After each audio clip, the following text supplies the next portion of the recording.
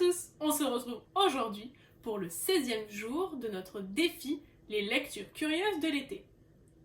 Aujourd'hui, on se retrouve pour lire l'histoire Le mystère du réservoir asséché. C'est une histoire qui a été écrite par Shalini Srinivasan, illustrée par Upamanu Bhattacharya et traduite par Sakuntala. Bonne écoute! Dans le village de Ranj, le réservoir était presque vide. Hadji se mit à prier pour qu'il pleuve. Amma récupéra tous les seaux, les pots et les récipients de la maison et les remplit. « Il faut recueillir autant d'eau que possible, dit-elle. Appa rassembla des outils pour creuser plus profond. « Il nous faudrait juste un peu d'eau avant les prochaines pluies, indiqua-t-il. Ranj sortit son carnet et son crayon. Elle activa ses méninges et suivit ses parents jusqu'au réservoir. Là, elle examina le fond du réservoir. Il était fissuré et poussiéreux. « Où est donc passée l'eau du réservoir ?» se demanda Ranj. « S'est-elle écoulée? A-t-elle été volée? Mystère et boule de gomme. » Ranj adorait résoudre des mystères, comme la fois où Hadji ne trouvait plus ses lunettes. Ranj les avait retrouvées dans son livre, elles servaient de marque-page. Et cette fois où on se demandait pourquoi les éléphants allaient dans les champs d'Éleusis.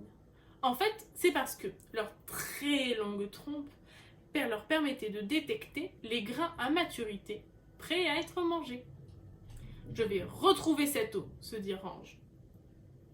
Ranj alla de l'autre côté du réservoir. Elle passa devant les poissons morts et les roseaux desséchés. « Savez-vous où l'eau est allée ?» demanda-t-elle à un pêcheur. « Plus bas !» suggéra le pêcheur. Ranj descendit la colline en suivant la rigole asséchée du réservoir. Au bout se trouvait un autre réservoir. Il y avait beaucoup de chèvres, mais il était asséché aussi.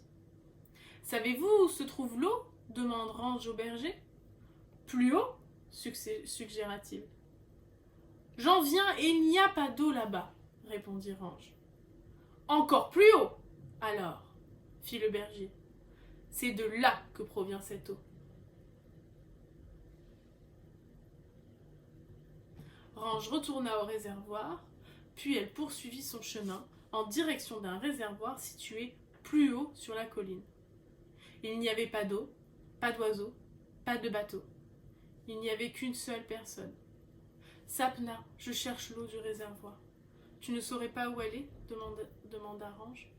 Sapna était l'une de ses camarades d'école. « Plus bas !» répondit Sapna. La réponse de Sapna mit Ranj en colère. « Non !» cria-t-elle en tapant du pied. « Elle n'est pas plus bas. J'ai bien cherché partout. L'eau n'est ni plus haut, ni plus bas. Compris ?» Ah, dans ce cas, pourquoi pas tout là-haut, suggéra Sapna. Ranj et Sapna observèrent le ciel. Le soleil dardait ses rayons. Autour d'elle, tout était chauffé à blanc et recouvert de poussière. Non, firent-elles, il n'y a pas d'eau là-bas non plus. Ranj se laissa tomber dans le bateau près de Sapna et rongea une tige de lotus. Elle mourait de chaud et était épuisée.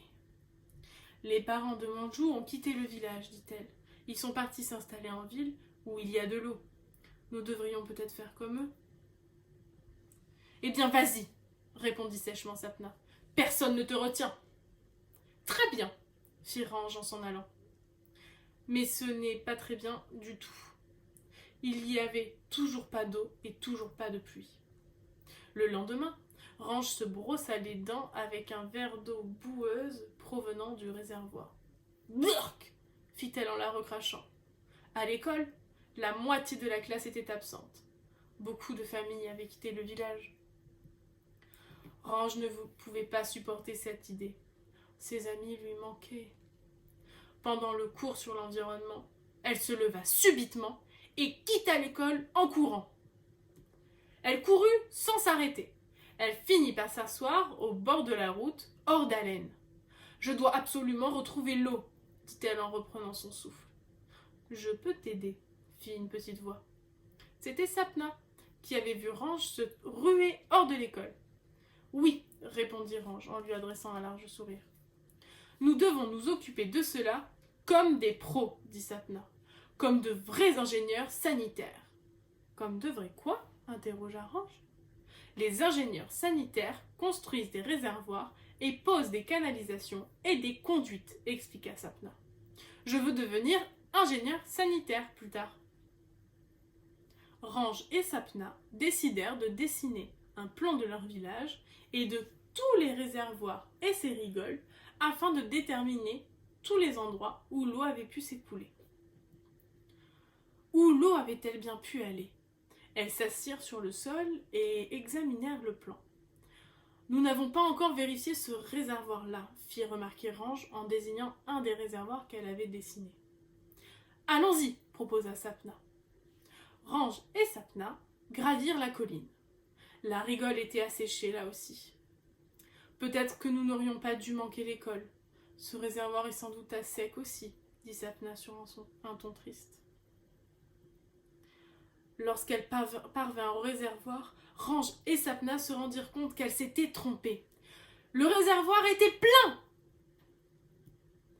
Sapna désigna une petite pompe à l'autre bout du réservoir. Plus bas se trouvait un camion-citerne en train de collecter l'eau. Un homme se tenait à côté du camion et dirigeait la manœuvre. « Eh bien, le mystère est résolu !» s'écria Range sur un ton sec. Elle ne s'était jamais sentie autant en colère qu'après avoir résolu un mystère. « Où emportez-vous notre eau ?» interrogea Range. « À la ville, répondit l'homme. Il y a plus d'habitants, donc ils ont besoin de plus d'eau. »« Ce n'est pas juste !» protesta Sapna. « C'est comme ça, fit l'homme en haussant les épaules.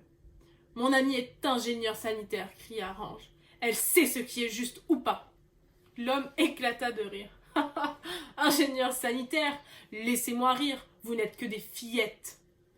Certes, répondit Sapna sur un ton calme, mais je sais que vous n'avez pas le droit de nous prendre notre eau. Rentrez chez vous, lança l'homme, vous ne pourrez rien y changer. Nous allons casser votre pompe, hurla Range en se précipitant vers la pompe avec un bâton. Mais enfin, s'écria l'homme, les ingénieurs sanitaires ne sont pas censés fabriquer des pompes plutôt que de les casser. Oui, non, pas comme ça, répondit Sapna sur un ton triste. Je suis détective, rétroqua Range. Je fais ce que je veux. Range eut une meilleure idée. Elle prit la pompe dans ses bras. Vous ne pouvez plus la mettre en marche, maintenant. Sapna vient lui prêter main forte. Hé hurla l'homme, fou de colère. Mais rentrez chez vous, bon sang! De gros nuages apparurent soudain. Le tonnerre retentit, des éclairs zébrèrent le ciel, la pluie se mit à tomber. Sapna éclate de rire. « C'est la mousson !» s'exclama Range. « Bon, moi je rentre chez moi, fit l'homme. Faites ce que vous voulez. » Il pleuvait sans discontinuer.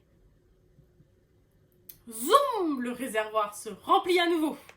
L'eau dans la rigole dévala la colline en les arrosant au passage. « On a retrouvé l'eau !» s'écria Range. « Le mystère est résolu !»« Youpi !» hurlèrent-elles en chœur. Et voilà, l'histoire est terminée. Est-ce qu'elle t'a plu?